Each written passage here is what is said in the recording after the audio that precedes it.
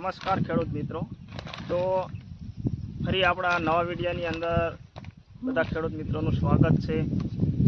તો હાલની અંદર જે જોવો તો હાલની અંદર જે આપણે જે ચોમાસાની ઋતુની શરૂઆત થઈ રહી છે અને ચોમાસાની ઋતુની અંદર જે આપણે જે બિયારણની પસંદગી એક ખાસ મહત્ત્વની ભૂમિકા ભજવતું હોય છે। તો બિયારણની પસંદગીની અંદર જોવો તો બિયારણની પસંદગી કઈ રીતે કરવી, તો સામાન્ય રીતે આપણે તમે જોઈ શકો છો કે જમીન આપણે કઈ પ્રકારની છે, ગોરાળું, કાળી કે મધ્યમ કાળી કે રેતાળ, તો આવી બધી જમીનની પસંદગી હોય અને અલગ અલગ જમીનની અંદર ખાસ કરીને કયું બિયારણ ક્યારે વાવવું એ મહત્ત્વની ભૂમિકા ભજવે છે। તો હાલની અંદર તમે જુઓ તો જે ચોમાસાની ઋતુની શરૂઆત થઈ રહી છે અને જે આપણે કીધું કે જૂન મહિનાની અંદર ખરેખર વાવેતર કરવું જોઈએ, કે જૂન મહિનાની અંદર જે વાવેતર કરવાની અંદર જુઓ તો જે શરૂઆતના પખવાડિયાની અંદર એટલે કે જેઠ મહિનાની અંદર શરૂઆત કરવું જોઈએ। તો જૂન મહિનાની અંદર જે આગોતરું વાવેતર કરવાથી એનો ઘણો બધો ફાયદો હોય છે, એટલે કે મે મહિનાની અંદર વાવેતર ન કરવું જોઈએ અને બને ત્યાં સુધી જૂન અને જુલાઈની અંદર બને ત્યાં સુધી વાવેતર ન કરવું। ખાસ કરીને જૂન મહિનાની અંદર વાવેતર કરો તો એમાં આપણને ધાર્યું ઉત્પાદન મળતું હોય છે। તો જૂન મહિનાની અંદર આપણે જે શરૂઆતની અંદર પહેલાં પખવાડિયાની અંદર જે ભેજનું પ્રમાણ જમીનની અંદર હોય તો એ પ્રમાણે આપણે કરવું જોઈએ। તો સામાન્ય રીતે જુઓ તો જમીનની અંદર જે ભેજનું પ્રમાણ સારું હોય ત્યારે જ એનું વાવેતર કરવું જોઈએ અને જમીનની તૈયારીની અંદર જુઓ કે સારી રીતે એને સપાટ જમીન કરી અને જે આપણે યોગ્ય રીતે જે 3 થી 4 ફૂટના સાહ નાખવા જોઈએ। વધારે ઘણા બધા ખેડૂત મિત્રો એવા પણ હોય છે કે 5 ફૂટ અને 6 ફૂટના ગાળા રાખતા હોય છે, પણ એની અંદર ઘણી બધી નુકસાની આવતો હોય છે। જેમ બને એમ નજીક સાહ રાખો તો એની અંદર ઘણો બધો ફાયદો થતો હોય છે। તો સામાન્ય અંદર જુઓ તો ઘણા બધા બિયારણની અંદર હું કોઈ બિયારણની જાહેરાત કે એવું નથી કરતો, પણ ખાસ કરીને જે ખેડૂત મિત્રો માટે ખાસ પ્રકારનો આ એક સ્પેશિયલ વિડીયો બનાવેલો છે કે ખરેખર જે બિયારણ કયું બિયારણ આપણે વાવવું જોઈએ। તો બિયારણની અંદર જુઓ તો ખાસ કરીને જે ઘણા બધા અલગ અલગ પ્રકારના બિયારણ હોય છે, તો એની અંદર જુઓ કે લાખો પ્રકારના બિયારણ હોય છે। એમાં શેરાટ છે, અજીત 155 છે, તુલસી, એટીએમ, ત્યાર પછી મહાલક્ષ્મી, સરપંચ, તડાખા, રાશિ, કેશિયસ, ફાઇટર, આવા અઢળક પ્રકારના લાખો પ્રકારના બિયારણ હોય છે અને નત નવા બિયારણ નીકળતા હોય છે। 4G 5G આવા બધા ઘણા બધા બિયારણ નીકળતા હોય।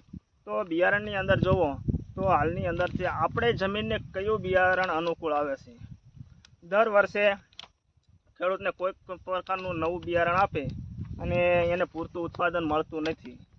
ખરેખર આપણે જમીનને કયું બિયારણ અનુકૂળ આવે છે એ બિયારણનો આપણે ઉપયોગ કરવો જોઈએ।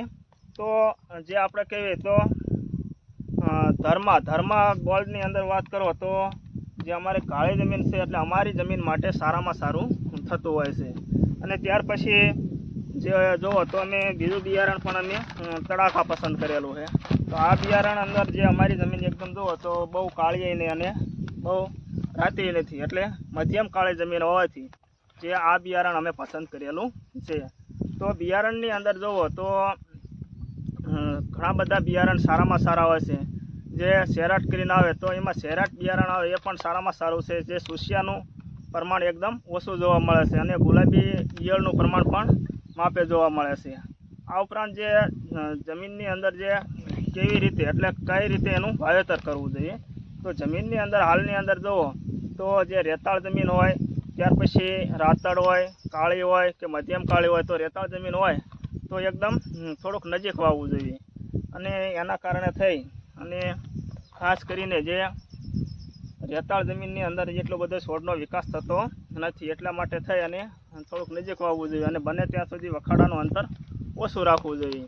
ત્યાર પછી જે એકદમ કાળી જમીન હોય તો કાળી જમીનની અંદર આપણા ખાસ કરીને પાડોશીને તમે પૂછો કે આજુબાજુના ખેડૂતને પૂછો કે આપણે આ જમીનની અંદર કયું બિયારણ વાવવાથી આપણને ફાયદો થતો હોય છે।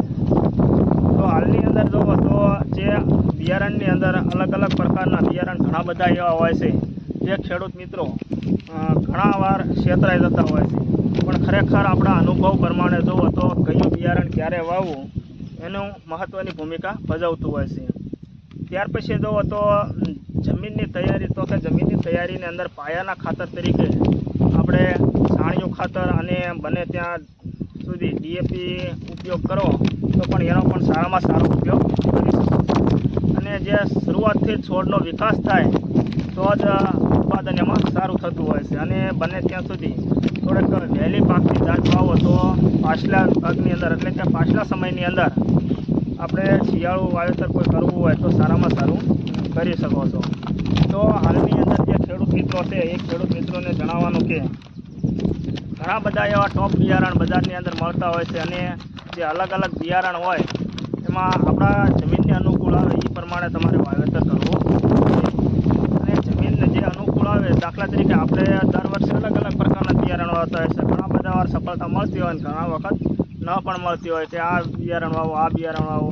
ખરેખર આપણા ખેડૂત મિત્રોને એકાબીજાને શું હોય કે નજીક એકદમ જમીન હોય કે આપણે બેને જમીન હરખી છે, પાણી હરખું છે, તો એને સારું થયું એ જ બિયારણ આપણે પસંદગી કરવું જોઈએ. આપણને ઘણા બધા જે એગ્રોવાળા છે કે વેપારીઓ લોકો છે એમ કહેતા હોય છે કે આ વાવો કે આ બિયારણ સારું થતું હોય, પણ ખરેખર આપણે જમીનને કયું બિયારણ અનુકૂળ આવે છે એના ઉપર આધાર રાખે છે. એટલે બીજા કોઈના કહેવાથી નહીં, પણ આપણે કયું બિયારણ વાવવું એના ઉપર મહત્ત્વની ભૂમિકા ભજવતું હોય છે. ત્યાર પછી જો આ અંકુર, પુષ્કરનું અંકુર છે, જે એ પણ બિયારણનો ઉપયોગ અમે કરેલો હતો, પણ એ પણ સારામાં સારું થયું હતું. તો આવા બધાય ઘણા બધા અલગ અલગ પ્રકારના જે બિયારણ છે એ બિયારણ આપણે કઈ જમીનને કયું અનુકૂળ આવે એના ઉપર આધાર રાખે. જે આપણે શેરાટ નામનું બિયારણ છે એ બહુ સારામાં સારું થાય છે. એના છોડ જુઓ તો ખુલ્લો અને એકદમ ઊભો છોડ થતો હોય છે. અને પિયત અને બિન પિયત બંનેની અંદર જે આ શેરાટ કપાયો એ સારામાં સારો થતો હોય છે. સુસ્યા અને જીવાતનું પ્રમાણ એકદમ ઓછું જોવા મળતું હોય છે. વાવણીનો સમય જુઓ તો વાવણી મે મહિનાનો એન્ડ અને જૂન મહિનાની અંદર જે આ શેરાટ બિયારણનું વાવણીનો સમય ખાસો હોય છે. જે બે સાસ વચ્ચેનું અંતર જુઓ તો અંતરની અંદર 3 થી 4 ફૂટનું અંતર હોય છે, અને છોડ વિશે હોય છે 2 ફૂટનું અંતર.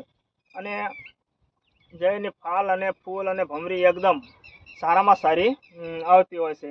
ત્યાર પછીનું બીજું બિયારણ જોઈએ તો બીજું બિયારણની અંદર જે આપણે કહેવી જે તડાકા, તો તડાકાની પેકેટ મારી સાથે જ છે. જે તડાકા રહ્યા એનું આ બિયારણ પણ સારામાં સારું હોય છે.